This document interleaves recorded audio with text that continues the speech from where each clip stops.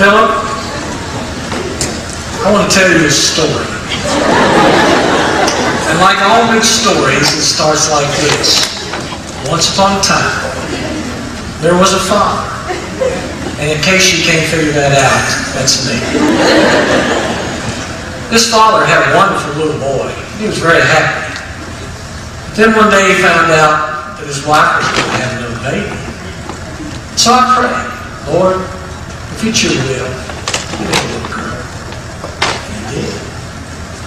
I was the first person to hold her in my arms. And I looked at her and I said, Lord, make her like her mother. And he did. She was loving, giving, and so good and so kind. But then I realized I was getting left out. So I said, Lord, make her like me. And he did. She could drive a truck and a tractor. She could load hay and strip tobacco. Do you realize what you're getting?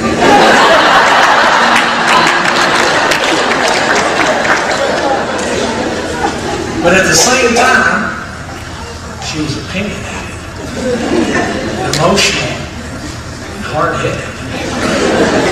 So I said, Lord, that's enough of that. Make her like you. And he did. He gave her a desire to serve people. She loves people. She gave her life to being a nurse. She's brought people back from the dead.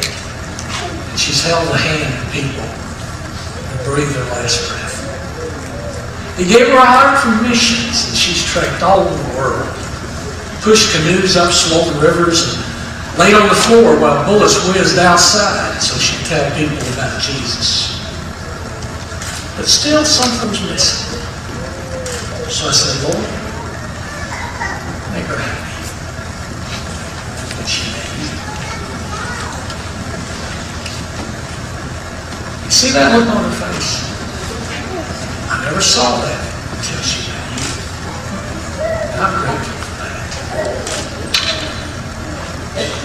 Today I'm giving you the best thing I have to give. And I just wanted you to know before I do that how hard me and God's worked to get her ready for you.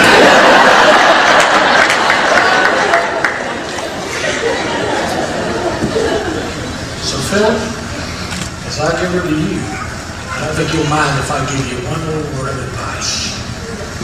Me and God's worked hard. Don't screw it up.